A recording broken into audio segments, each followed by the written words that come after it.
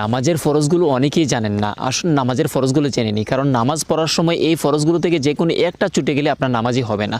সর্বপ্রথম নামাজে যখন আপনি দাঁড়াবেন তখন আপনার শরীর পবিত্র হতে হবে, তারপর আপনার কাপড়টা পবিত্র হতে হবে, এরপর আপনি যে জায়গায় দাঁড়িয়ে নামাজ পড়বেন সেই জায়গাটা পবিত্র হতে হবে, তারপর আপনার সতর ঢেকে নামাজ পড়তে হবে, তারপর কিবলামুখী হয়ে মানে আমাদের পশ্চিম দিকে ফিরে নামাজ আদায় করতে হবে, তারপর ওয়াক্ত মতো নামাজ আদায় করতে হবে, মানে নামাজের ওয়াক্ত হয়ে গেলে নামাজ আদায় করতে হবে, তারপর যে নামাজ পড়বেন সে নামাজের নিয়ত করতে হবে।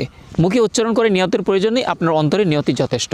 তারপর সুস্থ মানুষের জন্য দাঁড়িয়ে নামাজ পড়তে হবে, এরপর তাকবীরে তাহরিমা আল্লাহু আকবার বলতে হবে, তারপর নামাজে কেরাত পড়তে হবে, মানে কোরআন থেকে তেলাওয়াত করতে হবে, তারপর নামাজে রুকু করতে হবে, তারপর নামাজে দুটি সিজদা আদায় করতে হবে, তারপর নামাজে আখেরি বৈঠকে বসতে হবে, মানে সালাম ফিরানোর যে বৈঠক আছে সেই বৈঠকটি করতে হবে।